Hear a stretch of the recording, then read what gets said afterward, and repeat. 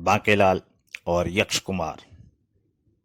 बांकेलाल का जन्म रामपुर गांव के एक किसान के घर में भगवान शिव के आशीर्वाद से हुआ था। लेकिन बचपन में शिव ने उसकी एक शरारत से क्रोधित होकर उसे आजीवन शरारती बने रहने का श्राप दे दिया।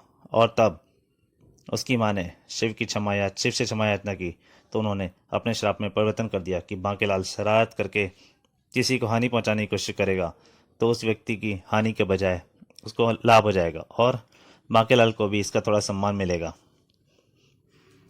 शिव के वरदान के बारे में और बांकेलाल की शरारतों के बारे में इससे पीछे मैं 2 कॉमिक डाल चुका हूँ, बांकेलाल का कमाल और कर बुरा हो लगा। अगर आप उनके बारे में जानना चाहते हैं तो आपको ये दोनों कॉमिक पढ़नी पड़ेंगी। पिछले दोनों राजकोष के लुटेरे जो आपस में ही लड़ मरे थे और उनको मारने का सारा श्रेय बांकेलाल को मिला था। यही कारण था कि आज विशालगढ़ राज्य के आसपास के समस्त राज्यों के राजा बांकेलाल को सम्मानित करने के लिए विशालगढ़ के दरबार में उपस्थित हुए थे। राजकोष के लुटेरों के बारे में जानने के लिए इससे पिछली कॉमिक जो मैंने डाली थी वो सेम नाम है, राजकोष के लुटेरे। अब ये कॉमिक जारी है, बांकेलाल और यक्ष कुमार। वाह बांकेलाल जी, आपने अकेले ही उन खतरनाक लुटेरों को न केवल मार डाला बल्कि लूटा हुआ माल भी बरामद कराकर वाकई प्रशंसा का कार्य किया है। जी जी, वो कुछ भी कहो मित्र, मुझे तो अभी भी विश्वास नहीं होता कि अकेले बांकेलाल ने ही सारे डाकुओं को मार गिराया होगा। मित्र विजय सिंह, आपको तो यह सुनकर भी हैरानी होगी कि कभी अकेले बांकेलाल ने ही अपने पूरे गांव को बाढ़ से बचाया था। और यही नहीं, सिर्फ इसकी एक चालाकी ने हमारे खिलाफ युद्ध करने आई मित्र उधम सिंह की विशाल सेना को युद्ध के मैदान से भागने पर मजबूर कर दिया था। ही बांकेलाल का वह कारनामा तो मुझे हमेशा याद रहेगा। सुनकर हैरानी होती है कि अकेले ही एक इंसान इतने इतने महान व बहादुरी वाले कारनामों को अंजाम दिया है इसने। वाकई बांकेलाल जी जो एक बहादुर व बुद्धिमान इंसान है। एक राजा सोच रहा था, काश बांकेलाल हमारे यहाँ राज्य में पैदा होता तो हमारे राज्य के लिए अपनी सेवाएं प्रदान करता। और बांकेलाल क्या सोच रहा था, हे ईश्वर, तुम्हारी कैसी माया है, हाँ आया हुआ माल तो तुम मुझसे छीन लेते हो और तसल्ली के लिए बेमतलब की तारीफ मेरे हिस्से में डाल देते हो। फिर बांकेलाल के कारनामों की चर्चा के बाद वहां पर उपस्थित सभी राजाओं ने स्वयं अपने हाथों से बांकेलाल को सम्मानित किया। और साथ ही ये लीजिए बांकेलाल जी, 10,000 स्वर्ण मुद्राएं उन लेटरों को जिंदा या मुर्दा बंदी बनाने पर समस्त राज्यों द्वारा घोषित पुरस्कार। धन्यवाद राजन। लेकिन बांकेलाल जी, क्या आप यह बात विश्वासपूर्वक कह सकते हैं कि खजाने के सारे लुटेरे मारे जा चुके हैं? जी महाराज, मैंने स्वयं सारे लुटेरों को मारा है। ओह, क्या बात है मित्र, तुम किस गहरी सोच में डूब गए हो? मैं सोच रहा था कि काश यदि बांकेलाल ने उन लुटेरों में से एक आध को जीवित पकड़ने की कोशिश की होती या उन्हें मारने से पूर्व उनके अड्डे की जानकारी ले ली होती तो क्या होता? सारे एक साथ बोल पड़े। तो शायद हम उन खजाने को भी ढूंढ निकालते जो लुटेरे पहले उधमपुर, रूपनगर, शक्तिनगर व अन्य राज्यों से लूट चुके थे।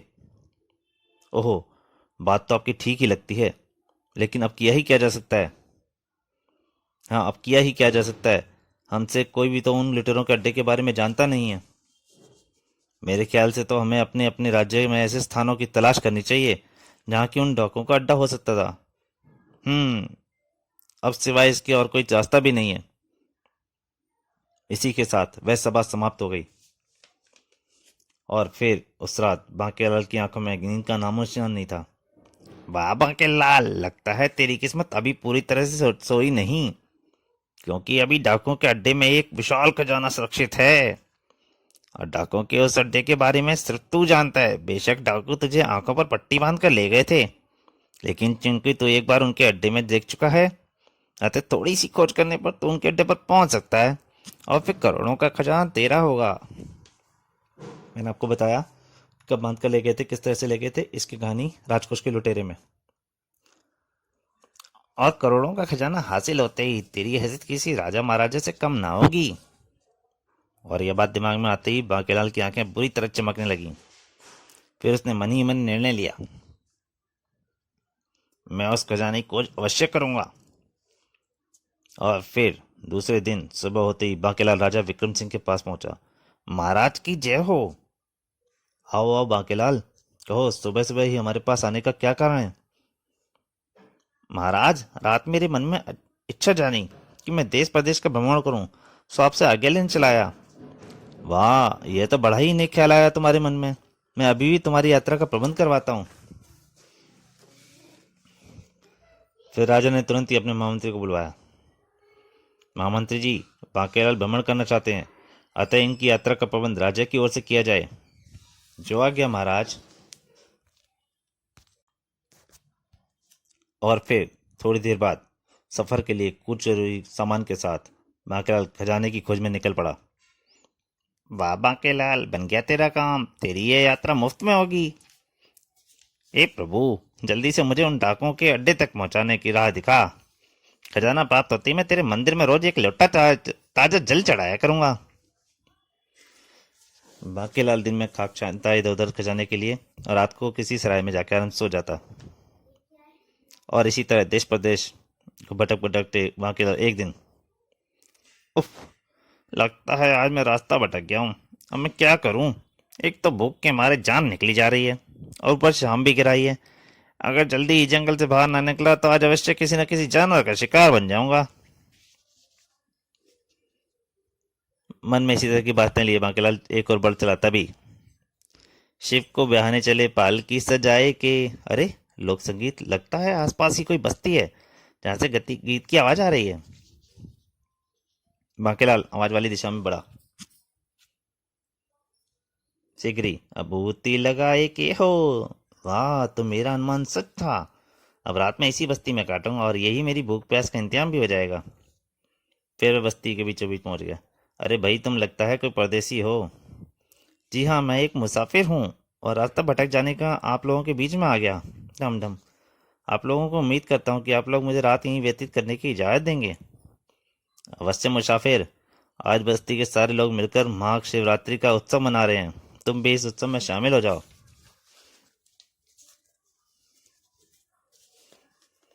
आप लोगों के साथ इस खुशी में भाग लेकर मुझे बहुत खुशी होती, किंतु मैं सफ़र का काफ़ी थक चुका हूँ। अतः यदि आप लोग मुझे भोजन आदि करा दें तो मैं आराम करूं। बांकेलाल के मुंह से भोजन शब्द सुनते ही बस्ती वाले एक दूसरे को मुंह देखने लगे। क्या बात है भाइयों, क्या आप लोगों ने कभी भोजन शब्द नहीं सुना या इसका मतलब नहीं जानते? यह बात नहीं है मुसाफिर, दरअसल आज के दिन हम लोग आधी रात तक व्रत रखते हैं और पूरे गांव में आधी रात के बाद ही भोजन इत्यादि के लिए लोगों के घर में चूल्हा जलता है। उत्सव के बाद खीर का प्रसाद खाने के बाद ही सब लोग भोजन इत्यादि तैयार करके अपने घरों में जाएंगे। खीर का प्रसाद? हाँ, वो सामने रहा खीर का प्रसाद। हाँ, तुम चाहो तो तुम्हारे लिए हम गुड़ व पानी का प्रबंध करा दें ताकि तुम पानी पीकर आराम कर सको। फिर सुबह भोजन और वगैरह का प्रबंध भी कर दिया जाएगा। ठीक है, फिलहाल आप लोग पानी की व्यवस्था करा दें। हाँ हाँ, अवश्य। ए सुखिया, जा दौड़कर घर से गुड़ और पानी ले आ। जी मुखिया जी। फिर गुड़ खाकर पानी पीते समय बांकेलाल की नज़र जैसे ही सामने बन रहे प्रसाद यानी खीर वाले पतीले पर पड़ी तो उसकी खोपड़ी बहक गई। तय गांव वाले मुझे गुड़ खिलाकर ही सलाह देना चाहते हैं और खुद खीर खाएंगे, पर मेरा नाम भी बांकेलाल है। यदि खीर मैं नहीं खाऊंगा तो फिर कोई नहीं खाएगा। मैं पूरी खीर ही गिरा दूंगा। और यह बात दिमाग में आते ही बांकेलाल की आंखें शरारतपूर्ण अंदाज में चमकने लगीं। फिर पानी पीने के बाद, सुखिया, मुसाफिर को घर ले जा और मेहमान खाने में इसके सोने की व्यवस्था करा दे। धन्यवाद मुखिया जी, लेकिन मैं रात आप लोगों के पास यहीं बिताना चाहता हूँ। लेकिन तकल्लुफ की कोई ज़रूरत नहीं मुखिया जी। जब तक रात मुझे नींद नहीं आती तब तक मैं आप लोगों का भजन कीर्तन सुनूंगा। ठीक है, जैसी तुम्हारी इच्छा। फिर बांकेलाल निकट ही पेड़ के नीचे लेट गया। अरे कमबख्तो, डमरू टूट जाए तुम्हारा। वो सारे अपने नाच गाने में व्यस्त हो गए। गाना बज रहा था, डम डम डमरू वाले। शिव जी के भजन कर रहे थे लगातार। इधर बांकेलाल खिसिया जा रहा था। एक तो भूख के मारे वैसे ही नींद नहीं आ रही, ऊपर से तुम लोगों का नाच गाना मुझे सोने नहीं दे रहा। लेकिन अब मैं सोऊंगा नहीं, मैं तुम्हारे डमरू वाले का प्रसाद गिराऊंगा। ताकि आज भजन कीर्तन के बाद न तुम लोगों को प्रसाद मिल सकेगा और ना ही तुम लोग अन्न जल ग्रहण कर सकोगे। तुम लोगों को भी मेरी तरह आज रात भूखा सोना पड़ेगा। हा हा हा, लेकिन मैं ये प्रसाद बना सबकी नजर बचाकर गिराऊं कैसे? फिर बांकेलाल सामने पतीले में बन रहे प्रसाद की तरफ देखकर योजना बनाने लगा। और उसी समय पेड़ के नीचे, जिस पेड़ के नीचे प्रसाद बन रहा था, उसी पेड़ की डाल पर, आहा कोबरा, मेरा पुराना दुश्मन, मैं अभी इसके 3 टुकड़े करता हूँ। लेकिन इससे पहले कि सांप का जातीय दुश्मन को नेवला सांप पर झपटता कि तभी शायद सांप को अपने पीछे आते खतरे का एहसास हुआ। खतरा। तो दोस्तों, बांकेलाल यक्ष कुमार का पहला भाग यहीं तक। अगर आपको पसंद आए प्लीज़ लाइक ज़रूर कीजिए, शेयर ज़रूर कीजिए और हो सके तो चैनल को सब्सक्राइब कीजिए। इसके अगले भाग में जल्दी ही हाजिर होऊंगा। तब तक के लिए नमस्कार।